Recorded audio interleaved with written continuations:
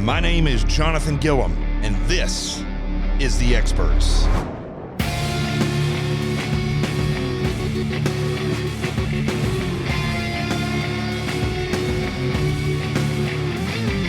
And welcome back. It's a Monday, and I am on my way back to New York. I'm still in Arizona right now, but I'll be hitting the road here shortly today. And it's been a great experience to be out here in Arizona.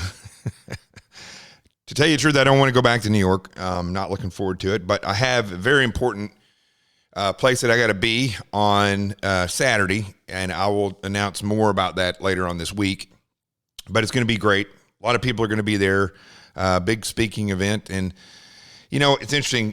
One of the things today I was talking to somebody who's involved with this as well, and they were wanting to let everybody know that they didn't want us to talk, more than 3 to 5 minutes. 5 minutes probably a lot, because there's a lot of speakers there. And I started thinking about this and about the great speeches in history. Churchill, though, really comes to mind. Shorter speeches, a lot being said. Gettysburg Address, very short. And then you look at the most important things that have been written for government in the history of our nation, and they're very short. When you look at modern times and the amount of just crap that people talk when they do these speeches or when they write these bills like Obamacare, 2,000 pages long. When you Bill Clinton a couple of years ago at the Democrat convention, I think he spoke for it was like almost 90 minutes or 2 hours or something like that. It's just, I think it's too much. Who is going to sit and listen? That's a lecture, not a speech. And I think it just reflects on everything that the way things are now in this nation, where it's a notice me thing. And most of these speeches where people get up there, it's me agenda driven. And I think, I've learned a lot over the past few years, really, since I left official service and went into media and have been speaking and traveling around the country more than, when I was in the military. Now I'm associating with people. In the military, we travel a lot, but it's all mission oriented or work related. And now I'm meeting people, and I'm finding out a lot about myself and about the world and about how people think. And I don't know where this actually works, where people think they're going to go in and just constantly, it's like so narcissistic. People constantly are trying to get themselves noticed. And if you're around anybody for any length of time, and that's the way you are, they're going to get tired of you. That's the only thing that allows Hollywood and politicians to sustain their careers, is because they're not around people constantly. Actually, the news has been really detrimental to a lot of these people, the 24-hour news cycle, because it's easier for us to get sick of them. And I was reading, I told you, I always go through Drudge, and I look at Drudge is the most leftist, just a stupid website. But it's an aggregate for all the different, basically leftists. Every once in a while, Fox is leftist, but every once in a while they'll pick Fox and a headline from there. But mostly it's from all these other online publications and New York Times and Washington Post, that type of stuff. But there's a thing called Nixon, Niksen, I believe is how you say it. Let me make sure that that's how you say it. Niksen. And I guess it's something like it says it's the secret to happiness, and it's to do absolutely nothing. When you relax, do nothing. I kind of mastered that along the way. In the military, they say if you can sit, why stand? If you can lay down, why sit? And well, that's not exactly true.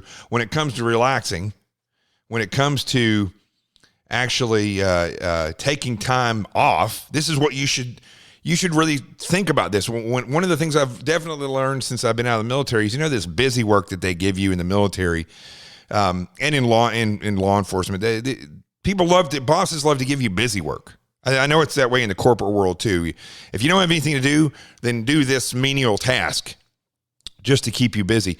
But this is why, it's interesting, is that things have continued to function business-wise in many cases, even through the COVID crisis. Now, there's a lot of companies and businesses that are gone, but when it comes to people going to work, I've sat in a cubicle before just thinking, that's when I was in the FBI, just thinking to myself, what am I doing here? I could be so much more productive outside of this office. And I think, I don't know if they're learning that, but I think we're proving it, that the whole business of going to an office for a lot of things is just a waste of time. Most people get there to work, they check their emails and read the news, and then they take a break, and then they do some work, and then they go to lunch, and then they come back and they repeat what they just did. It's only like, I think Timothy Ferriss says, like 4 hours, 4-hour work week. So where am I going with all this? Well, the thing about the speeches and thinking about how much time we waste and how much people are shoving things in everybody else's faces trying to get themselves noticed. When we look at the media and we look at what's going on and how people are thinking, this is the downfall of this country in a lot of ways. When people are like this, when we're narcissistic and when we're driven by notice me, those nefarious forces in the world take over. Because you cannot sustain freedom and you cannot sustain a productive life when your entire concern is noticing me. Notice me, notice me. That becomes a consuming behavior. And I see this constantly wherever I'm at. Being in Arizona right now, one thing about being here, and I talked about this in a prior podcast, is that I feel much freer here. Going back to New York and taking the ride back to New York and going through these different states where there's issues of freedom, and in some places there's roadblocks where they're stopping people to see, if where you've been, and they're going to try to keep you from coming into the place. I mean, these things are occurring because the rest of the nation is sitting back and concerned about themselves being noticed. You see it in the Republican Party. I said this before. You see it in the Democrat Party as well, but the Democrat Party is all about the ground roots of their corrupt, weirdo ideology. When you look at the Republican Party, they utilize or use conservative thought and conservative minds to get votes. They don't do anything at all grassroots. Nothing. They're not about conservatism. They're not about teaching conservatism. They're not about even ensuring conservatism, as you saw during the Obama administration. It's just a platform for the whole, this machine of votes and money and ego to get people elected. And I hope that bothers some of you, because some of you may be involved in this stuff. I go to Florida, and the thing about Arizona and what I'm starting to see is in these states where conservatism has the greatest foundation, the Republican Party is the most out of touch. It should be the total opposite. But it should be if the Republican Party was actually about ensuring the Constitution stays the way it is and conservatism has a commanding voice. I say conservatism, but the reality is it is but it's really, some people would say it's globalism. I'm not sure exactly what the Republican Party itself, the National Republican Party, and the way it functions on a state level, I'm not sure what it is. It doesn't do everything. Everywhere I go, it doesn't do anything, especially in the conservative states. There should be classes given by the Republican Party constantly about what the Constitution's all about and the history of the Republican Party, the history of this nation. They should be renting buses to take people from one point to the next when there's rallies. There's none of that. And it's detrimental to this country. So here's what I propose. Here's what I propose that we do. We mutiny the Republican Party. I think it's time for those that have been in office for a long period of time for them to go. I think, but not just go, it's time for them to be replaced. It's time for them to be replaced by people who understand what this country is all about. It's time for them to be replaced by people who understand what it means to be a conservative and how that is directly tied to being a constitutionalist. It's time for them to be replaced. And if you've been in office for a couple of years and this would occur, well, you shouldn't be there either, because obviously the Republican machine is what got you there. The Republican Party needs to be mutinied, and there needs to be, well, to be honest with you, more people like Trump. There needs to be more people like you and I. The system of the Republican Party is not a conservative system. It's a political system. And all they do is get ginned up every 4 years or every 2 years to get these people that they choose reelected. And it's destroying our country. You can say whatever you want about the Democrat Party. You can say how corrupt they are. You can say how communist they are and how left-leaning and how globalist they are. The reality is that has only been allowed to occur because the conservatives, the constitutionalists in this country have no organization. They are not guided, and it's a lie. Yes, we have to vote Republican. If you want to keep the Democrat Party out and communism out, we have to vote Republican. It is like a monopoly, and we're confined to that. And I say that it's time to mutiny the Republican Party. Take it over, turn it into what it needs to be, which is a ground roots, all-encompassing, conservative, constitutionalist, whatever you want to call it, organization to get the right people in office to keep the country the way it was meant to be by the founding fathers. That's what needs to happen. And I don't care about anybody who, oh, I love this guy or I love that guy. I put a meme up the other day about Matt Gaetz. I think I told you about this. He looks just like Butthead from Beavis and Butthead. Go look at Matt Gaetz. I challenge you for this today. I challenge you. Okay, if you're a big Matt Gaetz fan, go look at his Wikipedia page. Go look at who his father was. He's just another politician with no experience behind him. He's been schooled on how to talk. He's not a true conservative. Yeah, he may vote, and people are like, he votes for this, and he stands by it. Listen, that's his platform. We need men. We need women. We don't need boys who graduated from high school and maybe college, and their dads were, it's like Joel Osteen is a preacher. Joel Osteen's about as much of a spreader of the gospel as Satan himself. That guy never even breaks the Bible when he's up there talking. Don't even get me started on his wife. The truth is, the whole prosperity religion thing in politics is exactly the same. Exactly the same. You're great. You're awesome. You're great. You're awesome. Give us money. You're great. You're awesome. You should be prospering and you should follow us, so we'll tell you how to prosper. Give us money. That's all it's about. And give us the power. That's it. I'm sick of it. As I travel around and I see this stuff, and I have a debate with somebody who put a terrible meme. I'm sure he doesn't listen to this. He's liberal, but he put just a terrible meme. Some of the stuff that's coming out about the president and his wife, and they're wishing him death. Just absolutely horrible. And somebody I know did that, and I called them out for it. And their argument is that it's all Trump. Everything is all Trump's fault in Russia. It's not what it is. That's not what's wrong with this country. Russia be damned. I don't care about Russia. You can't listen. If a small, scrawny kid gets beat up repeatedly and he never learns to fight, he never stands up and actually puts up a fight, and he never takes the time because he's afraid of fighting, he never gets himself in shape, and he continuously gets beat up, and he grows up to get beat up. It's his fault. It's his fault.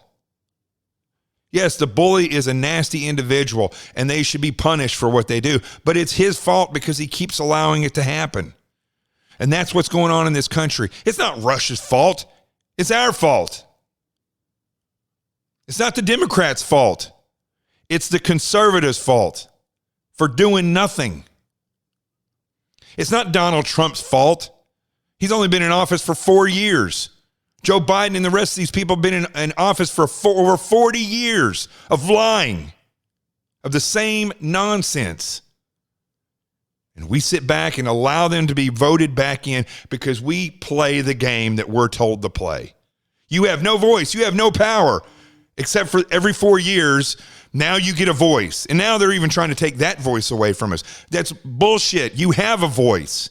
But you have to stand together as a collection of free people, not a collective of robots like the Democrat Party. Although they're powerful.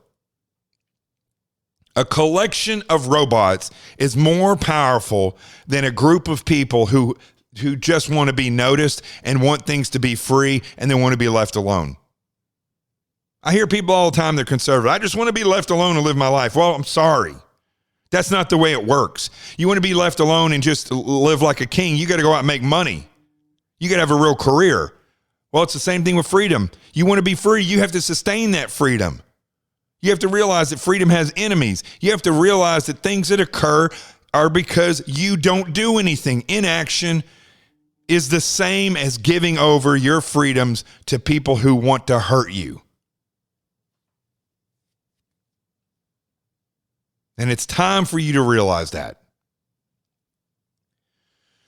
Now, as I go through the news today, there's really not much to talk about. It's just saying, listen, the president, we're waiting to see how he does. Now they're saying that, he's probably going to be let out. But you go to Drudge Report, it looks like everybody's dying that's in the White House. And I'll tell you this, I'll be honest with you.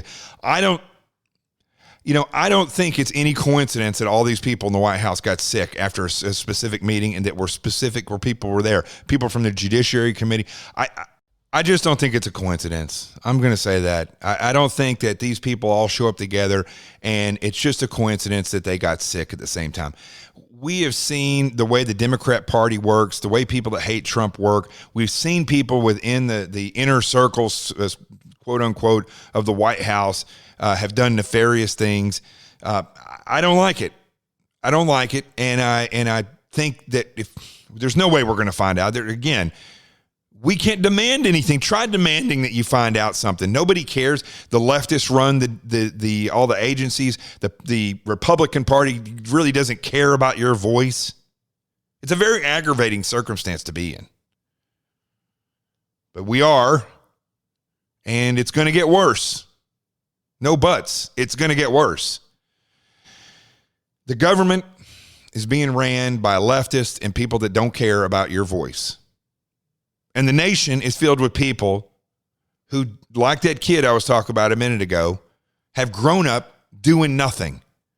I just want to live my life. I don't want to be bothered. And we're in a state of affairs now where you have no control. We have patriots, as I go around the country, who are besides themselves because they don't know what to do, and they'll be damned if somebody's going to take their freedoms away from them. I hate to tell you, folks, that freedom is gone to an extent. The likelihood of the American people getting together and saying no more is slim to none. And I want to eat my words. I want that to not be the way it is.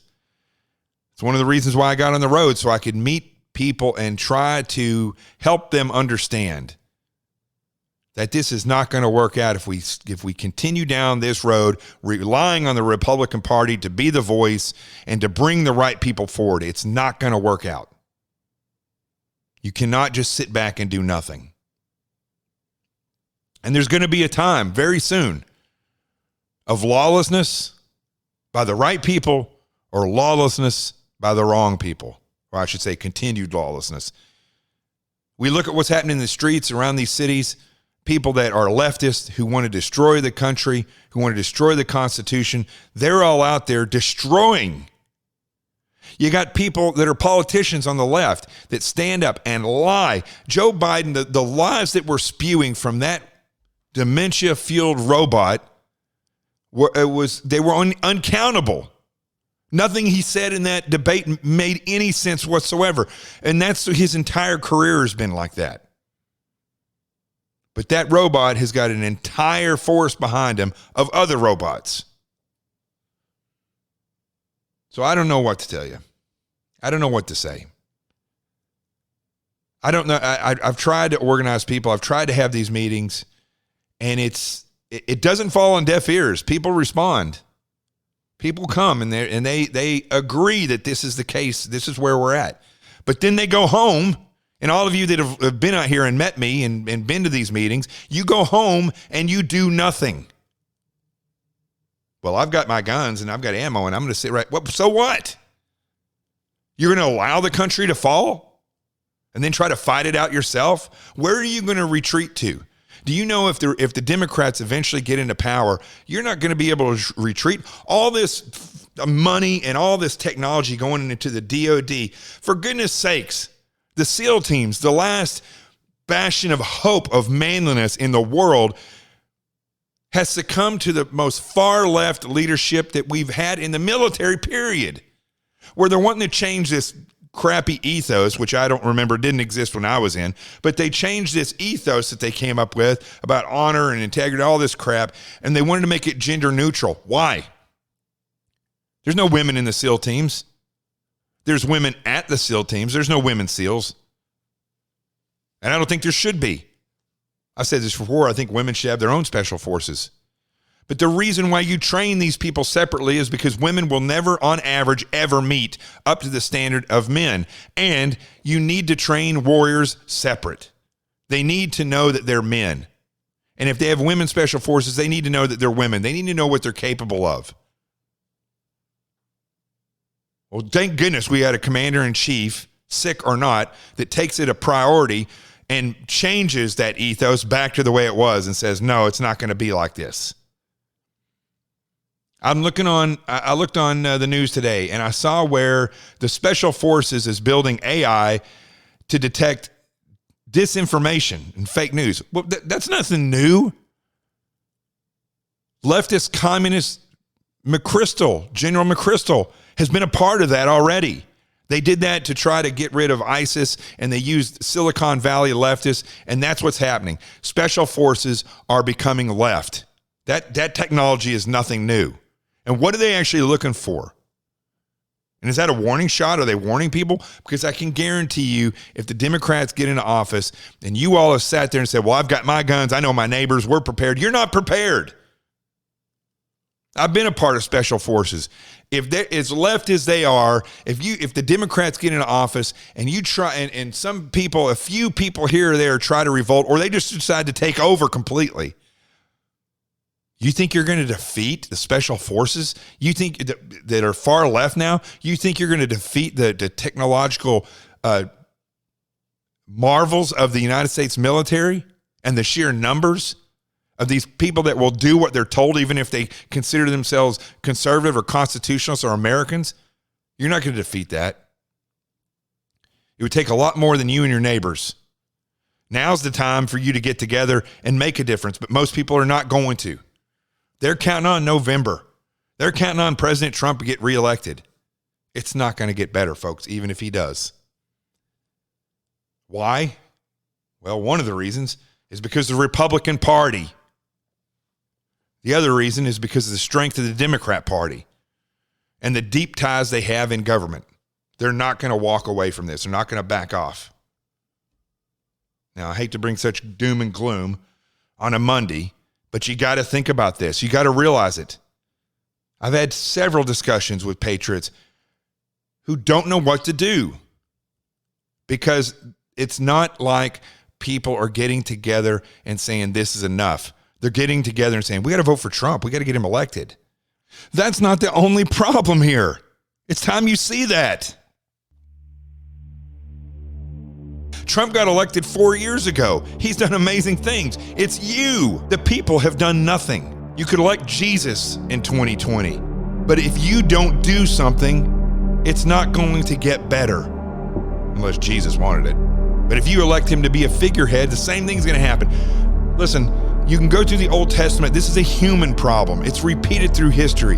The Jews, when they were going through the desert, did the same thing. Moses goes up on the mountain. He's up there for 40 days and 40 nights. He comes back down. They're already worshiping a golden cow, as though that was going to solve their problems. President Trump is an amazing president, but he is not going to solve the problem that's happening in this country. Stop putting it on him.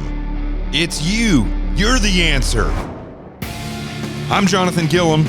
This is The Experts. The truth has arrived. Peace, and I'm out of here.